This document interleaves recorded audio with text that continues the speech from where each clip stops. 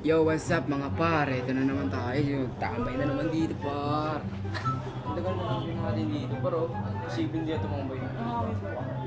Talaga naman. Uy, par, ikaw pala yan. Ba't ka na pupunta dito? Hindi, papakita ko lang sa'yo. O ano meron? Kasi nga nag-viral yung last video natin. Nawili sila dun sa pinag-usapan natin doon sa isa pang mitolya daw ng Greek. Di ba napag-usapan natin yun? Oh. Ngayon, gusto naman nila humirit ng panibagong usapin. Oh, shit! Oh, shit! Ano naman yan, pre? Kasi doon nga daw sa mitolya ng Kenya eh. Okay Yan, lang, ang mga ito. lokasyon, mga ganyan. Kuha dito, Dami pare. no, isa-isa pa nga. Hindi ko na nga mabilong eh. Paano ba natin ito sasagutin? Ang dami-dami. Tingnan mo ako. Kaya, pare. Ayun oh. Pare, oh. Grabe. Ganyan na ba tayo ang kanina, pre? Galing mo tayo. Tayo mga descendants sa Einstein. Tara, pre. Pag-usapan na natin. Tara, let's go. Na, let's go.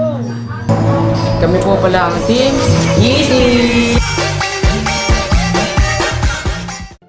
Yo, mabalik tayo pare. Ano nga ulit Yung pala, yun yung tanong ng kanina sasabi ko sa'yo kung saan yung lokasyon.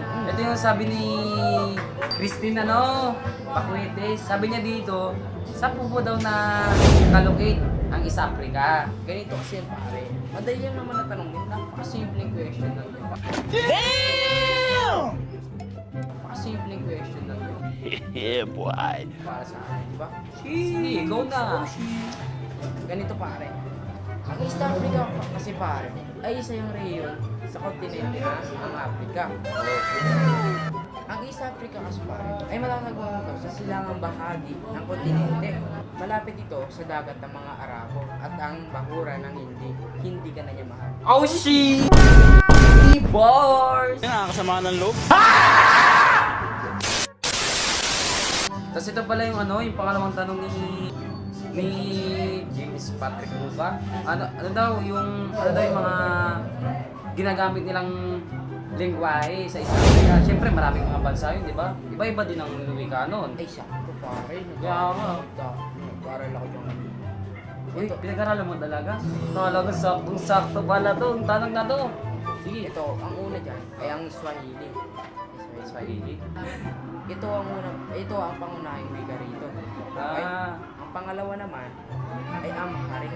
Ito naman ay ang opisyal na wika ng Ethiopia. Ang pangatlo, ang Oromo naman ay ito ang pangunahing wika ng Ethiopia. Okay? Ethiopia?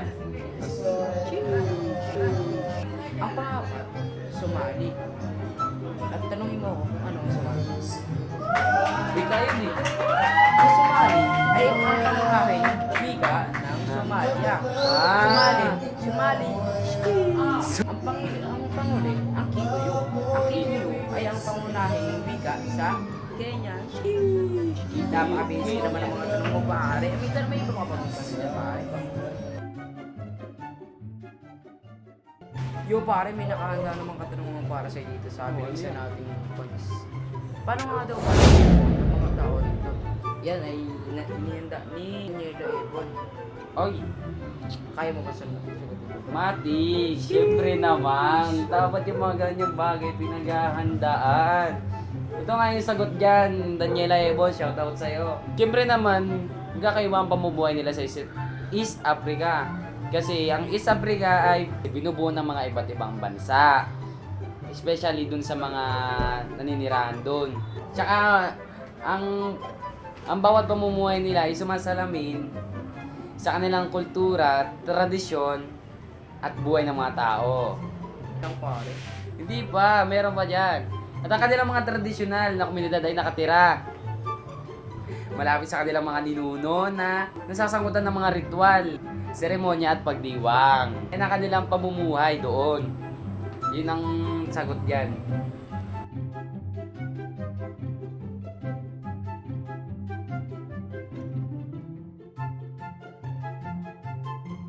Ay pare, may isa pa palang katanungan dito si James Patrick Buwa. O, ano yun? Ano naman yun? Ano nga daw ba dito sa East Africa? Patulad nga sinabi ko sa kanina, yung pamumuhay, iba-iba rin. O, ganun din sa reliyon. may pagkakaiba rin. Oo, iba-iba rin. Iba-iba yung sekta ng nakapalad dito. Kung ganun, ano yung mga reliyon na makikita mo sa bansa? Matik na rin yan, yung Kristyanismo. Siyempre di mawawala yan. Kristyanismo, Islam, Hinduismo, at Budismo. Marami pang iba, siyempre. Yung mga native na reliyon ng Afrika. Kaya maraming seremonya na nagaganap dyan. Dahil dun sa reliyon. Pero matik na rin dyan, Kristyanismo ang nangingibabaw sa mga bansa na nakapaloob sa East Africa. Kumbaga mas marami mga taong Yes. Kristiyano. Indeed. Tapos ang pangalawa dito ang Islam. Tulad ng mga bansang Kenya, Tanzania, Uganda at Somalia. Kaya ang two major religions in the East Africa, di ba? English, Filipino to. Dalawa lang talaga, Kristyanismo at ang Islam. At yung the rest is minor religion. Yun lang. James Patrick Cuba. Yun lang ba? May mga tanong babae dyan. Marami yan.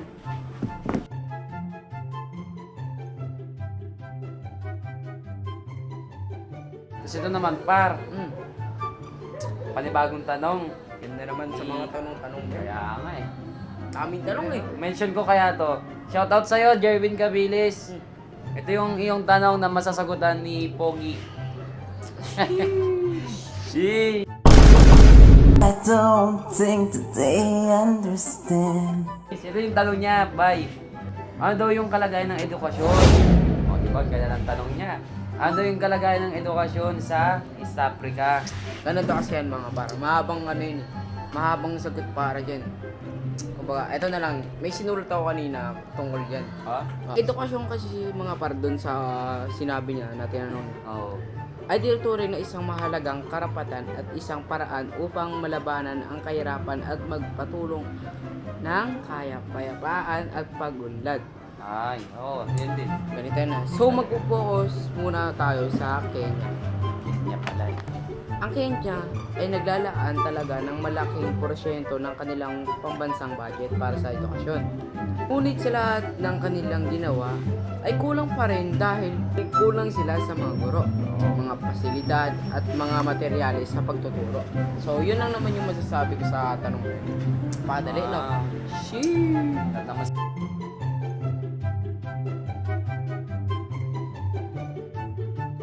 Dami naman anong Last na to, by ano, sino ba to? Hindi naman, nanggigigil na ako eh. Ano, Mark James Sisblaka.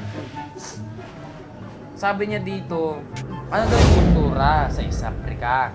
So, doon, sumulat ko din yung kanina. Nga reading ka talaga, bay. Yung pare, Sa sumulat ko lahat yan pare. Skibidi.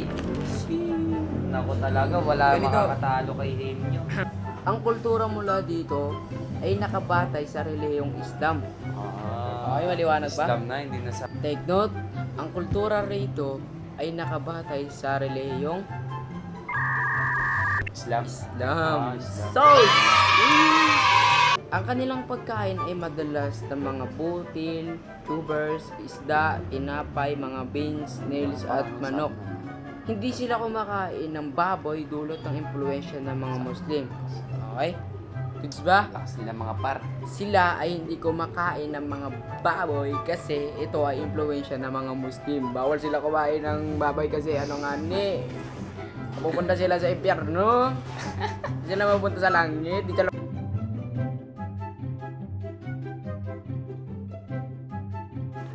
So, yun lang naman yung mga katanungan Yes, ng mga pare. naman. Napaka-basic na. Ano? Napagandaan namin yan mga bay. So that's it guys. Sana nasagot namin ang inyong mga tanong tungkol sa East Africa. So that's it. Babush! Yo! What's up guys? Nagbabalik What's kami. up? Ganito kasi mga pare. Si Fernandez may concern na naman siya. Ano yung concern Yung niya? concern niya. Suriin daw natin ang akda Anong agda? Yan no. na may alaga.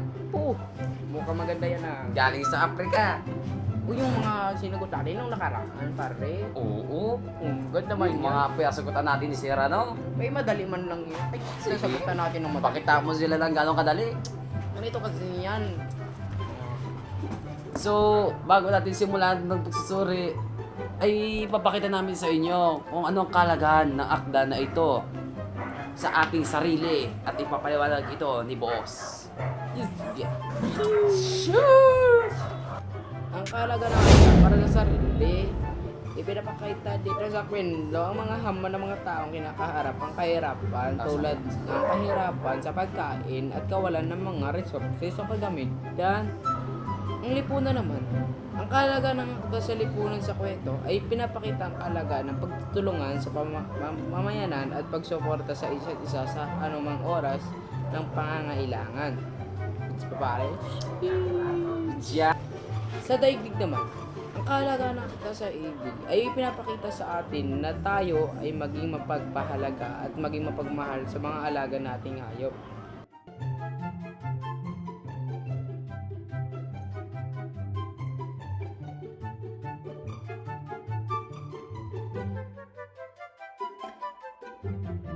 Tanong na tayo pare. Ganito kasi Ito. may katanungan na naman si Fernandez. Grabe naman yun. Kung ano daw, kung sino daw yung pangunahing tauhan rito. Hindi mo na nagtatanong, Fernandez. Tsaka bay. Makinig kasi kayo. Nabasa ko na Para talaga malaman to. nyo. Oo, sige. So, ngayon, isi-share ko sa inyo ang nabasa ko. So, ano ulit yung tanong? Kung ano daw, kung sino daw yung pangunahing tauhan okay. rito. Ang bida dito, si Kibuka.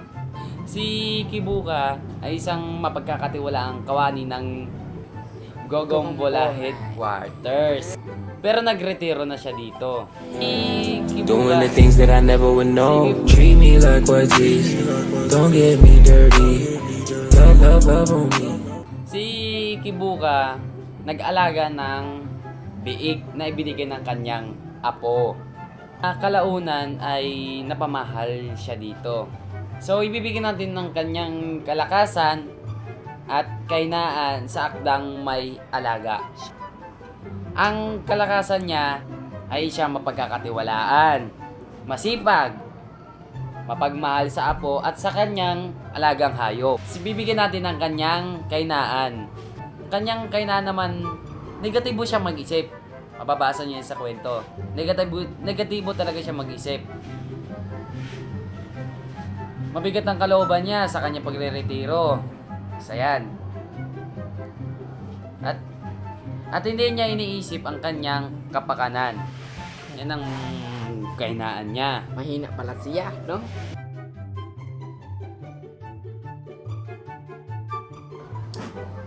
Doon nga sa next question part. Batay daw sa mga pangyayari sa nabasang akda. Yes, yes. Paano daw ipinakita ni Kibuka kanyang pagmamahal sa kanyang alaga? Oh. Ganito kasi yan. Patay sa akda na ang alaga. Ipinakita ni Kibuka yung pagmamahal niya sa pamagitan ng pagbibigay ng attention sa kanyang alaga. Oh, symptomatic yan. At binibigay niya ng pagkain, malinis na tirahan, Okay. tubig, at pagmamahal. Ayun ang pinakamahalaga doon na ipinakita niya para sa kanyang alagang baboy. So ito naman another question. Okay. Ano daw yung babaw na suliranin sa akda? At paano ito mayugnay sa ating lipunan? Kaya kong sagutin yan, Siyempre naman. Basic na sa'yo lahat. Kaya nga sa Ganito ating kasi. lahat nagtatanong. Ang suliranin sa may akda ay ang labis na pagmamahal ng pangunahing tauhan na si Kibuka na pagmamahal niya sa kanyang alaga na umantong sa mga sitwasyong hindi inaasahan. Ayun ang suliranin pinapakita doon. Okay? Good. Symptomatics. Oh, she, bad drop. Ano na yun? Mayahalin tulad rin natin itong may akda. Bakit? Yung suliranin. Oh. Bakit? Alam mo ba? Hindi Tanongin ko mo ako siyempre bakit. hindi. Oh, bakit? Tanongin mo ako bakit. Oh, bakit? Ganito kasi yan. Marami ka rin mga kailangan ngayon sa kasalukuyan na kailangan mo isakripisyo lahat para sa ikabubuti ng mga karamihan. Ay lang yun. Kagaya ni Nino. Kibuka, diba? Oh. Marami siyang sinakripisyo. Oras, pera, Sa alaga. para sa alaga yan, diba? Para sa ikabubuti ng alaga niya. Okay? Oh, shit. Pero parang ano na yung at the end dun kasi na-aksidente sila, di ba? Ayun nga yung ano kanina, yung suliranin yung pinakita dun sa may akda. Ano nangyari dun? Na humantong sa mga hindi nila inaasahan. At ayun yung sinabi mong ano, namatay yung alaga niya. Oh, well said, well said.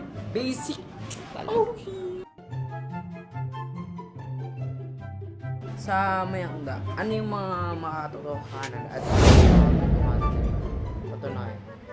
Yung part na yung pag-alaga ni Kibuka dun sa alaga niyang baboy. Oo. Kasi hindi lang naman sa East Africa, hindi lang naman si Kibuka ang nag-aalaga ng baboy bilang Sa pet. Okay. Dito rin sa Pilipinas, meron nag-aalaga nun. Papabalita pa nga sa TV. Sa ibang dakong mundo, di ba? Kaya nasasabi ko siya makatotohanan siya. Yes, ikaw, doon, di ba meron din sa tanong na hindi makatotohanan? Ikaw baka may idea ka. Ano, ganito kasi yan, yung hindi makatotohanan doon is yung pag-uugali ng bihig. Bakit? Kasi pinapakita doon sa kwento na hindi pa karaniwan yung ano, yung pag-uugali ng bihig. Dahil maihahalin tulad nito sa mga aso pusa na pwede mong utusan o pagsabihan. Kagaya ng pag-utos ni Kibu sa alaga niyang bihig. Oh.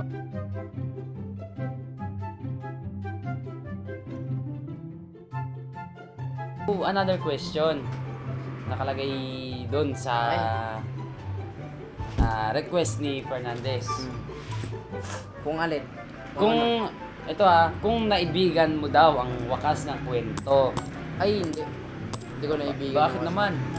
Kasi nga, di ba si Kibuka, mahal na mahal niya yung baboy. Tapos ganun lang yung naging wakas na namatay at kinatay lang yung baboy. Pero masarap naman. Kinain nga nila. Masarap at gusto. Pero para sa akin, hindi ko pa rin nagustuhan. Kung naibigan mo, sabi mo hindi. O kung bibigyan ka ng pagkakataon na baguhin yung wakas, paano mo ito wawakasan? Ganito. Di ba yung, ganun pa rin yung pangyayari. Oo. Kaso nga lang, may mga babaguhin ako sa wakas. Kasi nga, hindi ko nga nagustuhan yung wakas nila, di ba? Babaguhin ko dito sa akdang ko is yung nabangga sila ng alaga niyang beg. Oo. Di ba kasi sa ano nito, sa wakas nito, namatay yung beg niya. Ayun ang babaguhin ko. Dahil kung nabangga man sila, ay maaaring mailigtas pa niya itong kanyang alagang baboy. 100% na ano niya pa to. Maililigtas. Kasi nga, mahal na mahal niya itong baboy nito at gagawin niya lahat ng makakain niya para na mailigtas ito. Ayun ang ibabaguhin ko dun. Oh, pwede. Magandang wakas yun. Very good ending. O tapos, pagtapos nung nailigtas na yun, ano nang mangyayari nun? Yung pinakawakas. Oh, shit. Buhay sila. Oh, Ayun lang, napaka-base. basic. Talaga. Sugatan. Ano, may tanong ka pa ba dyan, pare ko? Oh, Pare. sheesh, syempre. Ito, second to the last. Yes. Medyo, ayaw ko, kung mahirap-hirap to sa'yo, wala namang mahirap sa Boss Genius ng Pinas. Siyempre, matik. Ito ang tanong dito. Bakit daw sinulat ng may akda ang maikling kwentong tinalakay? Ito na kasi, napakadaling question yan. Ay, sa lahat ng mga Talaga. tinanong mo, napakadali yan, pare. Worth it yung subscribe Ganyan kasi, dito. ito ay tinalakay upang ipaalam sa karamihan na mahalaga sa parte ng buhay ang pag-aalaga. At ayun na, napakadali. Basic. Oh, shit. Grabe ba? Kung napunta sa atin dito yung may akda no? Yun din ba yung... Paliwanag mo daw. Papaliwanag? May ilang sandali na nalulungkot siya sapagkat alam niya na karne ito ng mahal niyang alaga. Ang haba ng tanong mo. Napaganda mo parang, pala? parang nasa kwento lang yan eh. So ipapaliwanag ko kung bakit ganon. Oo. Paliwanag na. Sa akin lang, siyempre, alaga niya yun, namatay. Nilitsyon niya, alam ko, kaya ano, niloto yun eh. So, habang nilalagyan niya ng karne, yung pinggan niya, nalulungkot siya, siyempre. Alaga niya yun, ikaw ba naman yung mahal mong alaga eh, kinain, no? Malulunok mo ba yun? Siyempre, ganun yung first impression ni Kibuka. Pero, ngumunguya siya. Kinakain niya yung Karne ng alaga. karne ng alaga niya.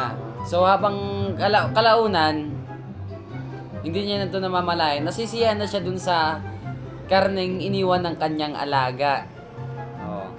So ganun yung Paliwanag doon. Oh, yung paliwanag doon kung bakit ganun yung sinabi diyan sa kwento. So, Yun lang. Kung napasaya sana namin napasaya dito. namin kayo, nasagot namin ang iyong tanong Fernandez. So please follow, like, and share this our page. Team Eating. So this is the Team Eating.